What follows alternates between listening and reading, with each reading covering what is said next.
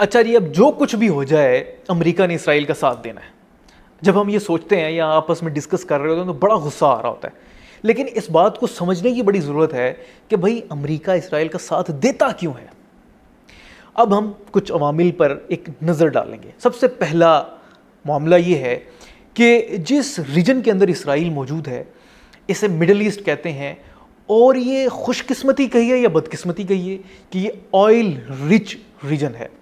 ادھر سے 30% دنیا کا تیل جو ہے وہ نکالا جاتا ہے، اور یہاں تمام ممالک جو ہیں وہ مسلم میجورٹی ہے.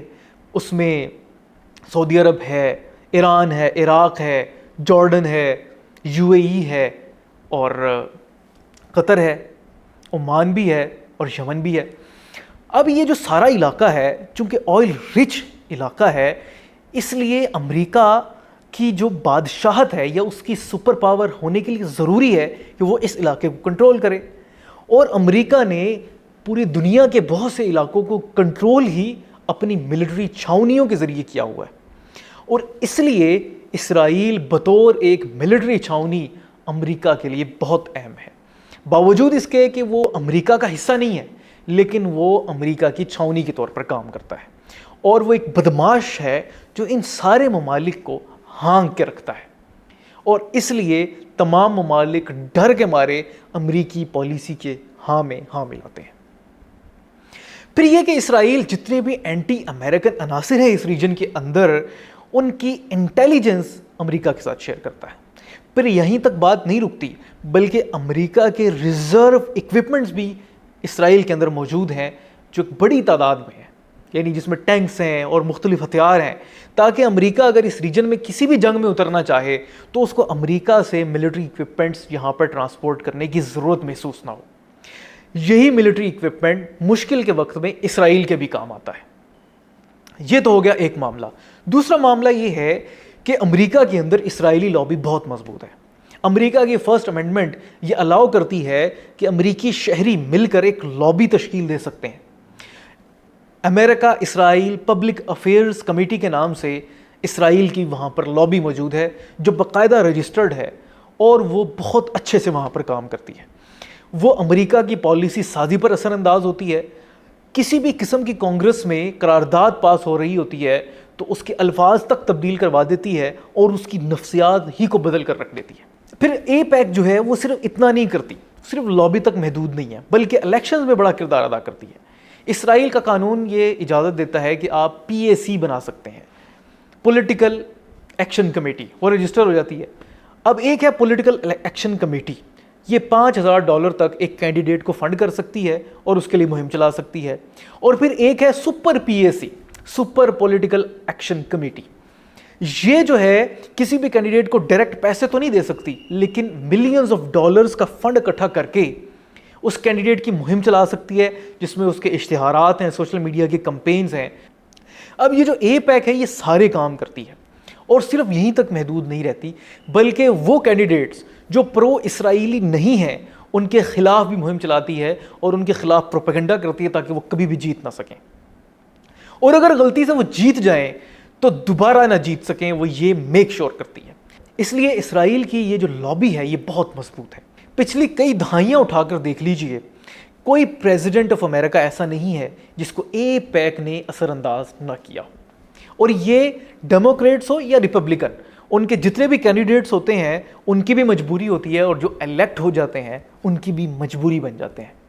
کرتے یہ ہے کہ جو ایک کینڈیڈیٹ میدان میں اترتا ہے کانگریس کے لیے، جیسے ہمارے ملک میں کوئی MNA یا MPA بننے کے لیے پلان کرتا ہے، تو اب اگر وہ پرو اسرائیلی ہے یعنی اسرائیل کے حق میں ہے، تو اس کے لیے جیسے کہ PAC اور سپر PAC کے طور پر اس کے لیے کام کرتے ہیں، اور ساتھ ساتھ کوشش کرتے ہیں کہ اچھے اچھے فنڈ دینے والے افراد کو ان کے ساتھ جوڑا جائے تاکہ وہ کمپین بآسانی چلا سکیں، اور ان کے راستے میں آنے والی تمام رکاوٹوں کو اے پیک ہٹاتی جاتی ہے.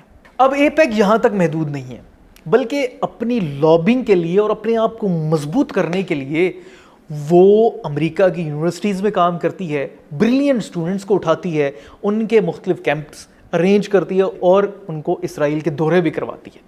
اچھے قلم کار، اچھے اینکرز، اچھے جرنلسٹ، ان کو افیکٹ کرتی ہے, ان کے اوپر سرمایہ کاری کرتی ہے اور انہیں ترقی کے لیے ان کے لیے راستے بناتی ہے. تو اے پیک جو ہے وہ بہت مضبوط ہے اور وہ امریکہ کے پورے میکانزم کے اوپر اثر انداز ہوتی ہے. اب تیسرا محرک کیا ہے؟ تیسرا محرک یہ ہے کہ امریکہ میں میجورٹی کرسچنز کی ہے اور ان کرسچنز میں ایک بڑی تعداد پروٹسٹنٹ کرسچنز کی ہے. پروٹسٹنٹ کرسچنز کا یہ بلیف ہے کہ حضرت مسیح علیہ السلام دوبارہ آئیں گے اور وہ تب آئیں گے جب یہودی اسرائیل کے اندر اپنی ریاست دوبارہ قائم کریں گے.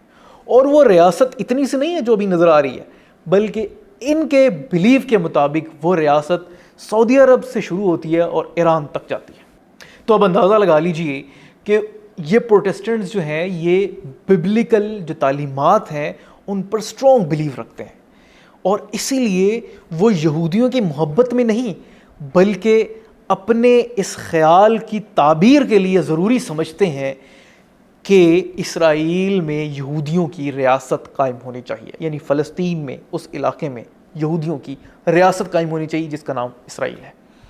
اس لیے وہ توڑن کرہن اسرائیل کا ساتھ دیتے ہیں, باوجود اس کے کہ ان کو معلوم ہے کہ اسرائیل ظلم کرتا ہے. غزہ کے اندر اس وقت جتنا ظلم کر رہا ہے وہ بھی ان کے علم میں ہے اور وہ اس کے حق میں نہیں ہے, لیکن بہرحال ان کی یہ مجبوری ہے کہ ان کے بلیو کے مطابق یہودیوں کو وہاں ہونا ضروری ہے تاکہ حضرت عیسیٰ علیہ السلام تشریف لائیں. اب حضرت عیسیٰ علیہ السلام آئیں گے تو ان کے بلیو کے مطابق جو لوگ حضرت عیسیٰ علیہ السلام کی پیروی کریں گے وہ تو کامیاب ٹھہریں گے, اور جو نہیں کریں گے وہ تباہ و برباد ہوں گے اور وہ جو ہے ہلاک ہو جائیں گے. تو اب ان کو اس بات سے کوئی غرض نہیں ہے کہ یہودیوں کا ساتھ دے رہے ہیں. وہ یہ کہہ رہے ہیں کہ ایک دفعہ حضرت عیسیٰ علیہ السلام کو آ لینے دو, اس کے بعد ان یہودیوں کے بھی دیکھ لیں گے, یا تو یہ حضرت عیسیٰ علیہ السلام کا ساتھ دے دیں گے, اگر نہیں دیں گے تو یہ تباہ و برباد ہو جائیں گے. بہرحال ان کا یہ بلیو ہے جس کے نتیجے میں وہ لازماً اسرائیل کا ساتھ دیتے ہیں.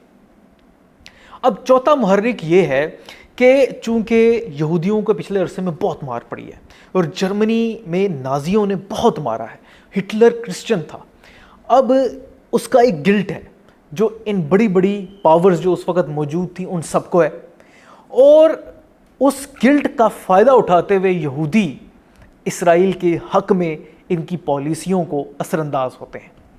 اور جیسے ہی کوئی پالیسی ان کے خلاف بننے جا رہی ہوتی ہے یا کوئی بھی معاملہ ایسا ہوتا ہے جو اسرائیل کے خلاف جا رہا ہوتا ہے تو فوراً سے وہ اس پوائنٹ کو اٹھاتے ہیں اور ہولوکاسٹ شروع کر دیتے ہیں اور ایک ایموشنلی بلیک میل کرتے ہیں, خاص طور پر امریکی عوام کو, امریکی مشنری کو, جس کے نتیجے میں ان کا پرو اسرائیل رہنا مجبوری ہے.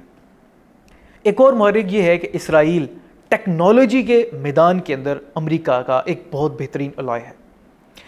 امریکہ کی بہت بڑی بڑی جو کمپنیاں ہیں ان کی ریسرچ لیبارٹریز اسرائیل میں موجود ہیں. ظاہر ہے کہ یہودیوں نے بہرحال تعلیم کے میدان میں اور ریسرچ اینڈ ڈیولپمنٹ میں ایک مہارت حاصل کی ہے, اور اس مہارت کے نتیجے میں وہ اچھی ریسرچ اینڈ ڈیولپمنٹ کرتے ہیں جو کہ امریکہ کے بہت کام آتی ہے. تو امریکہ کی یہ اس لیے بھی مجبوری ہے. بہرحال دنیا بدل رہی ہے لیکن امریکہ کی پالیسی ابھی بھی پرو اسرائیلی ہے.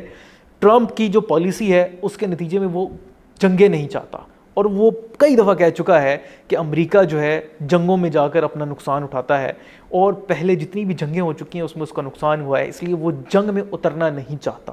لیکن اس کے باوجود وہ اسرائیل کا ساتھ دے رہا ہے. اس کی وجہ یہ ہے کہ اوور آل امریکہ کی جو مشنری ہے اس کی پالیسی پرو اسرائیلی ہے. اس کی جتنی بھی وجوہات تھیں میں نے آپ سے شیئر کی, اس کے علاوہ بھی بہت سی وجوہات ہیں, آپ انٹرنیٹ پر سرچ کر سکتے ہیں. یہ علم ہونا بہت ضروری ہے تاکہ آپ اچھے سے اس سارے معاملے پر سوچ سکیں, سمجھ سکیں, اور جو امریکہ میں لوگ موجود ہیں وہ کچھ کر سکیں.